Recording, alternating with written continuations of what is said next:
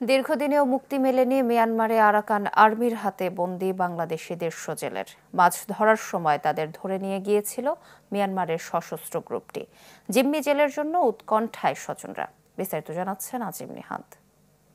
মিয়ানমারের রাখাইন রাজ্যের সন্ত্রাসী গোষ্ঠী আরাকান আর্মির কারণে টেকনাফের জেলে এবং ট্রলার মালিকরা অতিষ্ঠ হয়ে উঠেছে। তারা গত এক বছরেরও বেশি সময় ধরে একের পর এক ট্রলার ধরে নিয়ে যাচ্ছে। বিশেষ করে টেকনাফের নাপ নদী এবং সেন্ট মার্টিন এলাকায় মাছ ধরতে নামলেই তারা ধরে নিয়ে যাচ্ছে। সর্বশেষ ১২ই নভেম্বর ১৩ জন জেলে সহ দুটি ট্রলার ধরে নিয়ে গেছে। সেই ট্রলারগুলোর এবং জেলেদের এখনও পর্যন্ত হদিশ পাওয়া যায়নি। ইতিমধ্যে আমরা বিভিন্ন বাহিনীর সাথে কথা বলেছি, সেখানে তাদের কাছেও কোনো আপডেট নেই। বিশেষ করে বিজিবি, উপজেলা প্রশাসন, কোস্টগার্ড সহ কারো কাছে তাদের বিষয়ে কোনো আপডেট নেই। এবং বিজিবির দেওয়া একটি তথ্য আমরা বিশ্লেষণ করে যেটি দেখেছি, গত এক বছরের ব্যবধানে বিশেষ করে ১১ মাসে তারা যেটি বলছে ৩৫০ মতো জেলে ধরে নিয়ে গেছে এবং সেখানে বেশ কয়েকটি ট্রলারও রয়েছে।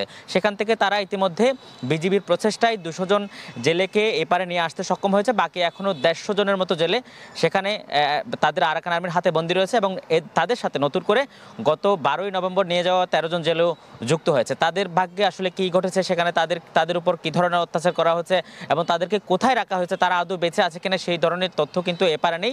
যার কারণে জেলে যারা আছেন তারা এখন নতুন করে নাপ নদীতে মাছ ধরতে নামতেই তাদের মধ্যে একটা আতঙ্ক তৈরি হয়ে গেছে এবং তারা আজও মাছ ধরতে নামবে কিনা এবং নামলেই যেহেতু ধাওয়া করে নিয়ে যাচ্ছে। সর্বশেষ ১২ই নভেম্বরের যে ঘটনাটি, সেটি আমরা জেলেদের সাথে কথা বলে এবং সেখানকার ভুক্তভোগী যারা তাদের সাথে আশপাশে প্রত্যক্ষদর্শী যারা ছিলেন তাদের সঙ্গে কথা বলে যেটি জেনেছি, বিশেষ উদ্দেশ্যমূলকভাবে আরাকান আর্মি সীমানা ক্রস করে একদম উদ্দেশ্যমূলকভাবে ধাওয়া করে তাদেরকে ধরে নিয়ে যাওয়া হয়েছিল। এবং বাংলাদেশের যে নাপ নদীর যে বর্ডারটি রয়েছে সেটি অনেক সময় এমন অবস্থা হয় যে সেখান থেকে পার হওয়ার সময় জেলেরা নিজের অজান্তে হঠাৎ করে বর্ডার ক্রস করে ফেলে। এটি আসলে কোনো অপরাধ বা অন্যায়ের উদ্দেশ্যে ক্রস না করলেও আরাকান আর্মি উদ্দেশ্যমূলকভাবে বারবার এপারে এসে অনেক সময় ধরে নিয়ে যাচ্ছে। বিষয়গুলো নিয়ে জেলেদের মধ্যে এবং টেকনাফের স্থানীয় মানুষের মধ্যে আতঙ্ক বিরাজ করলেও বাংলাদেশ সরকারের তরফ থেকে কিন্তু স্পষ্ট কোনো উদ্যোগ নেওয়া হয়নি, যার কারণে দিনের পর দিন আরাকান আর্মি তাদের উৎপাত আরও বাড়িয়ে দিয়েছে। এবং সেই উৎপাতের কারণে এখন টেকনাফের বিশেষ করে শাহপুরের দ্বীপ সহ যে সমস্ত এলাকাগুলো মাছ ধরে